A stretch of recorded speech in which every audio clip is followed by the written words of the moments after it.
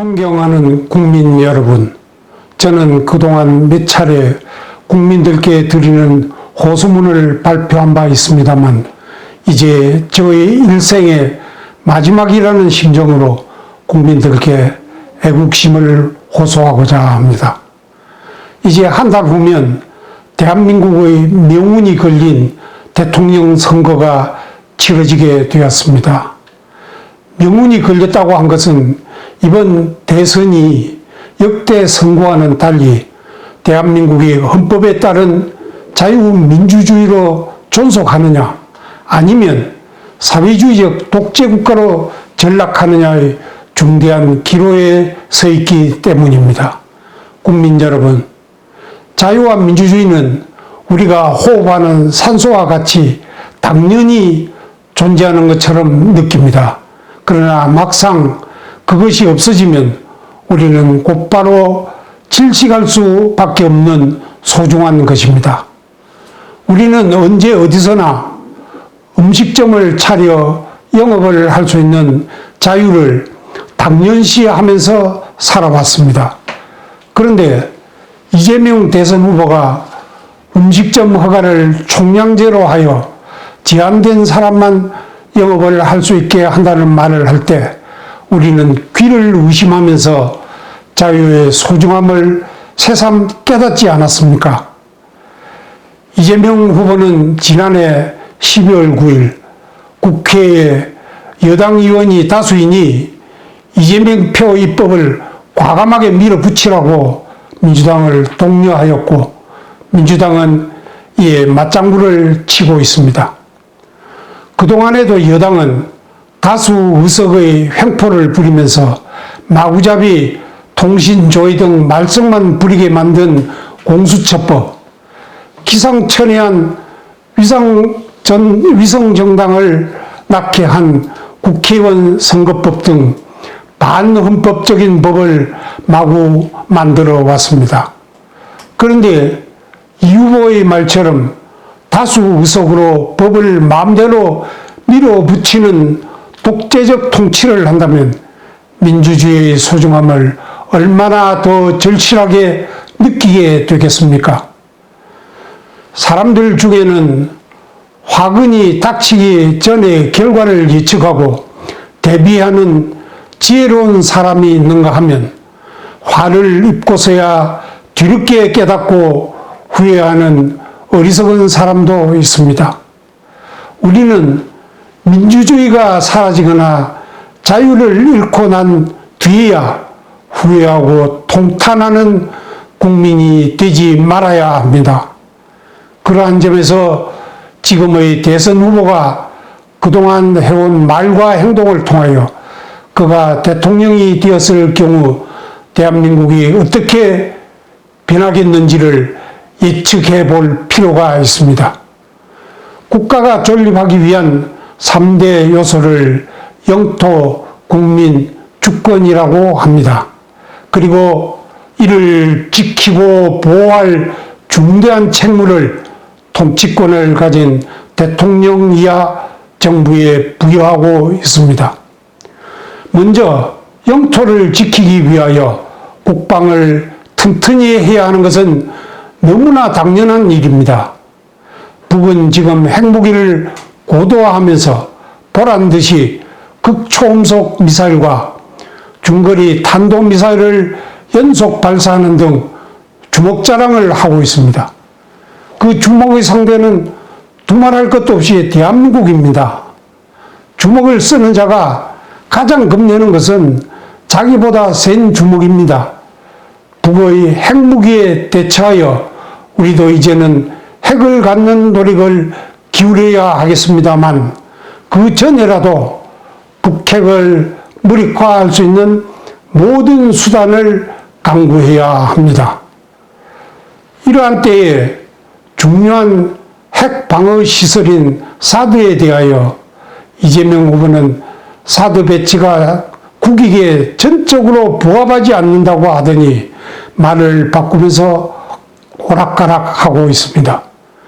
문재인 정부가 휴전선 군사안보시설을 파괴하고 군사훈련을 회피하는가 하면 한미동맹 구태 등 온갖 국가 방위 체제를 저해하는 행위를 저질러 왔는데, 더 나아가 국가 방어시설을 포기하겠다는 사람이 대통령이 된다는 것이 말이 되는가요? 문재인 정부가 지금 주창하고 있는 종전선언은 궁극적으로 유엔군 해체와 미군 철수를 불러오는 자해행위입니다. 이재명 후보는 그 문제점을 지적하기는커녕 한술 더 떠 한국 정치인이 종전선언에 반대하는 일본 입장에 동조한다면 친일 반역행위라고 주장합니다. 뜬금없이 친일로 엮어 지압을 하고 종전선언을 그대로 추진하겠다는 속셈입니다. 이러한 사람이 국군 통수권자가 된다면 대한민국 영토를 누가 지켜낼 수 있을까 하는 두려움이 몰려오지 않는가요? 외교는 국방 못지않게 국가를 지키는 데 중요한 것임에도 문재인 정부는 대북 굴욕 외교에다 우방 미국과의 동맹 훼손 행위를 하여 왔습니다. 초록 동색인 사람이 이러한 정부를 이어받을 경우 이 나라의 운명이 어떻게 되겠습니까? 전시작전 지휘권은 전쟁 발발 시 군사력이 월등한 미군의 전투력을 공유하려는 것입니다. 지대로 나라를 지키려면 우리의 군사력이 북한을 추월할 때까지 보류하는 것이 당연합니다. 한미 간에는 안보 환경이 개선되고 한국군의 군사 능력과 북핵 대응 능력이 적정 수준으로 강화되면 전작권 전환 시기를 결정하기로 이미 합의가 되어 있습니다. 그러함에도 이재명 후보는 이를 무조건 환수한다고 하고 있으니 나라의 운명을 이런 사람에게 맡겨도 되겠습니까? 우리나라가 북한의 기습 침략으로 존망의 위기에 처했을 때 미국이 참전하여 우리를 구하여 준 것은 역사가 증명하는 엄연한 사실입니다. 그러함에도 이재명 후보는 그 은혜에 감사하기는커녕 미군을 점령군이라고 하고 있으니 이재명 후보는 어느 나라를 위하여 대통령이 되려는 것이냐고 묻지 않을 수 없습니다. 국가의 요소 중 하나인 국민을 지키고 평안하게 할 책무가 정부에 있습니다. 무방비 상태로 해안에 떠 있는 우리 국민을 북한 군인이 총살을 한 후 불에 태운 만행에 대하여 문재인 정부나 집권 여당의 이재명 후보는 한마디 항의도 하지 않았습니다. 이에 대하여 우리가 느낀 울분은 말로 표현할 수가 없지 않았습니까? 문재인 정부는 국민의 삶과 관련하여 수요와 공급의 원리인 시장의 법칙을 무시한 부동산 정책을 비롯하여 국부 창출에 역행하는 원전 폐기, 경제 법칙을 역주행하는 소득 주도 성장과 최저임금 제도 등 수많은 실패와 시행착오로 우리나라의 경제를 암담하게 만들고 있습니다. 그런데 이재명 후보는 더욱 악화된 발상으로 공산주의적이고 독재적인 경제정책을 내세우고 있습니다. 그가 내세우는 국민기본소득제는 국민들에게 월급을 주겠다고 하는 것입니다. 국가가 국민들에게 월급을 주겠다니 고맙다고요? 그 돈이 어디서 나옵니까? 나라 빚이고 우리와 다음 세대가 갚아야 할 빚입니다. 국민들은 정부가 주는 돈을 주면 감사해 하면서 표도 주고 시키는 대로 잘할 것이라고 하는 발상에서 나온 전형적인 포퓰리즘입니다. 모두가 다 같이 못 사는 나라가 되어 결국에는 망해버린 공산국가나 남미 일부 국가의 전철을 따라가는 짓이기도 합니다. 스위스 정부가 국민들에게 월 300만 원씩의 기본소득을 주겠다고 하면서 국민투표에 붙이자 스위스 국민들은 78%의 반대로 이를 부결시킨 사례를 마음에 새겨야 합니다. 스위스 국민들이 월 300만 원이라는 돈을 싫어해서 부결시켰겠습니까? 그것은 바로 나라를 망치고 미래의 후손들을 거지로 만드는 결과를 초래한다는 사실을 알아차렸기 때문입니다. 저는 오랜 공직 생활을 하면서 우리나라 국민과 우리나라의 기업이 대단한 능력을 갖고 있음을 절실히 느껴왔습니다. 그러한 개인이나 기업을 정부가 통제하려고 할 일이 아니라 자유와 창의성을 최대한 발휘하게 하여 주어야 합니다.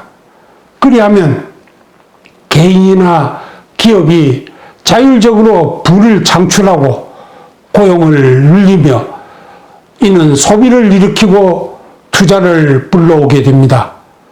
이와 같은 선순환으로 창출된 부를 가지고 분배로 나아가야 다 같이 잘 사는 선진국이 되는 것입니다. 문재인 정권 동안 국가 부채가 400조 원이나 늘어나 1000조에 이르고 있는데 그것도 적다고 하면서 부채를 마구 늘리려고 하는 이재명 후보는 도대체 어느 나라 사람입니까? 지금 어려움을 겪고 있는 자영업자 등에 대한 지원은 방대한 금년도 예산 중 일부를 전략하여 해결하려고 하는 노력부터 기울여야 합니다. 경제법칙을 무시한 채 국가가 나서서 국민과 기업을 통제하고 강제 징수하다시피 세금을 우려내어 그 돈이 자기 돈인 양 국민에게 선심을 쓰겠다는 발상은 끝내 먹거리 창출을 막고 결국은 나라가 끝장나고 만다는 사실을 분명히 깨달아야 합니다. 다음은 국가의 3대 요소 중 주권에 관한 문제입니다. 문재인 정부는 대한민국이 과연 주권 국가인지를 의심케 하는 일을 많이 저질렀습니다. 취임 초부터 중국에 가서 우리나라를 소국으로 칭하면서 마치 중국의 변방국인 것처럼 국격을 깎아내리더니 북한에 가서는 남쪽 대통령이라고 자신을 호칭함으로써 대한민국 헌법과 국민들의 자존심을 여지없이 짓밟고 말았습니다. 저는 이러한 행위만으로도 대통령이 탄핵을 받아야 할 일이라고 생각합니다.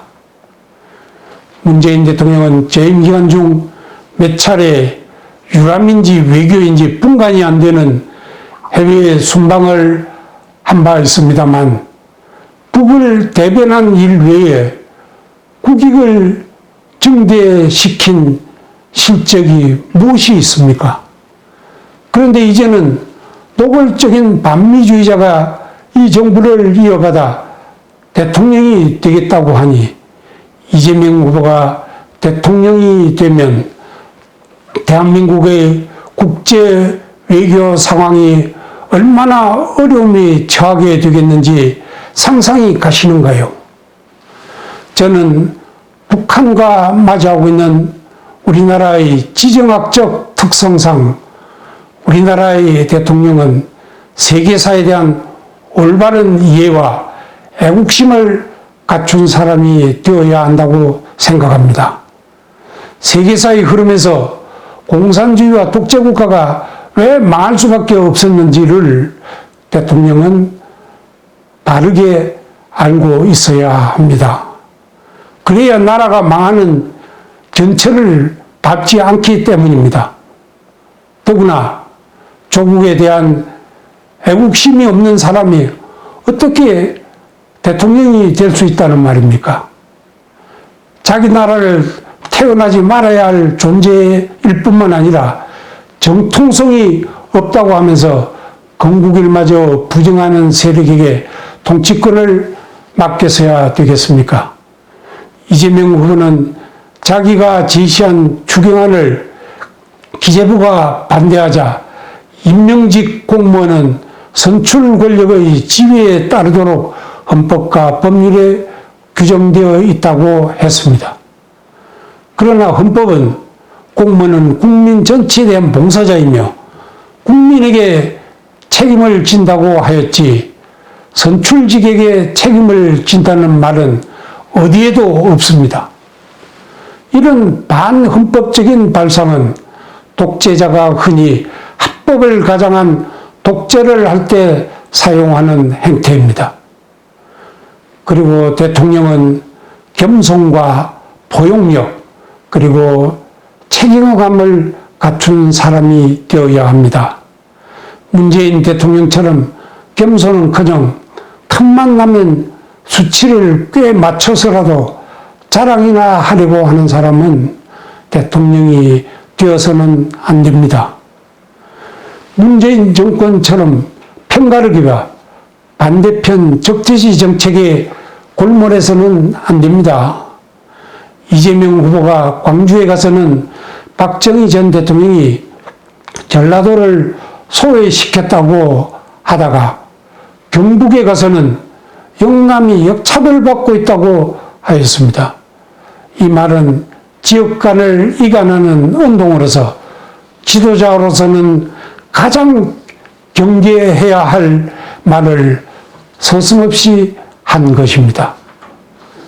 대통령은 자기와 생각이 다른 사람도 국민으로 대우하고 뜻을 모으기 위해 설득하는 포용력을 갖춘 사람이어야 합니다. 자기의 잘못을 부하에게 전가하지 말고 솔직히 사과하는 그것은 대통령이 갖춰야 할 중요한 덕목입니다. 국민 여러분, 우리는 여기에 주목해야 합니다. 이재명 후보는 대장동 사건에 대하여 몸통이 야당이라고 하면서 뒤집어 씌우기를 하더니 자신과 해외여행을 한 사람이 대장동 게이트에 연루된 것으로 나타나자 모르는 사람이라고 발뺌합니다. 급기야는 핵심 역할을 한 사람이 극단적인 선택을 했음에도 아무런 뉘우침이 없습니다. 우리는 수족이 몸통으로 변하는 억울함을 참지 못해 세상을 등진 그분들을 위해 분노해야 하지 않겠는가요? 무엇보다 대통령이 리더십을 발휘하려면 국민의 신뢰가 바탕이 되어야 합니다. 그런데 이재명 후보는 박근혜 전 대통령을 존경한다고 하였더니 그런 줄 알더라고 하면서 공공연히 거짓말한 것을 자랑처럼 말하고 있습니다. 이 말만으로도 그가 인격적으로 어떤 사람인지를 잘 표현해 주고 있습니다. 이러한 사람이 앞으로 자기가 한 말을 뒤집을 것은 불을 보듯 뻔합니다. 국가 지도자가 된 후 내가 한 공약이 진실인 줄 알았어? 하면서 딴소리를 할 때 국민이 받는 황당함과 절망감은 얼마나 크겠습니까? 국정 운영이나 가능하겠습니까? 이재명 후보는 국민 1인당 최소 50만 원씩의 전 국민 지원금을 주겠다고 했다가 이틀 만에 철회하더니 다시 그 자금을 위한 30조 원 규모의 추경안을 처리하겠다고 번복한 바 있습니다. 그러더니 아니나 다를까 또다시 전 국민 지원을 보류하겠다고 했습니다. 2달 사이에 3차례 공약을 번복했습니다. 솔직히 말하자면 국가 예산으로 표를 사려고 꾀를 부리면서 이런 늘뛰기 장난이 이루어진 것입니다. 그뿐만 아니라 부동산 불로소득 환수론, 주 4일 근무제, 국토 보유세 등 오락가락 공약을 수없이 반복하여 이미 신뢰를 잃었습니다. 그의 공약은 언제 어떻게 변할지 알 수 없게 되었습니다. 이러한 사람을 어떻게 최고 지도자로 모실 수 있다는 말입니까? 대통령은 최소한이 아니라 상당한 인격을 갖추어야 합니다. 대통령은 국가의 최고 지도자로서 국민, 공직자와 마주해야 합니다. 국가 수반으로서 외국 원수들과 대등한 외교에 나서야 합니다. 따라서 상당한 인격을 갖추지 않으면 대한민국의 국격과 신뢰가 손상되기 마련입니다. 그런데 이재명 후보는 검사를 사칭한 죄를 비롯하여 특수공무집행방해죄 등 고약한 범죄 전과 사범에다 형수에게 쌍욕을 퍼붓는 폐륜행위를 저지른 바 있고, 그의 아들의 도박 문제가 논란이 되자 서슴없이 아들은 남이라고 했습니다. 이러한 사람이 대한민국의 최고 지도자가 된다는 것을 상상만 해도 얼굴이 화끈거리지 않는가요? 이러한 인격을 가진 사람이 어떻게 국무회의를 이끌어가고 잘못하는 부하 공직자를 질책할 수 있겠는가요? 질책을 받은 부하가 어떤 얼굴로 대통령을 쳐다볼까요? 국민 여러분, 저는 이런 장면을 떠올리면 끔찍스러워 잠을 이룰 수 없습니다.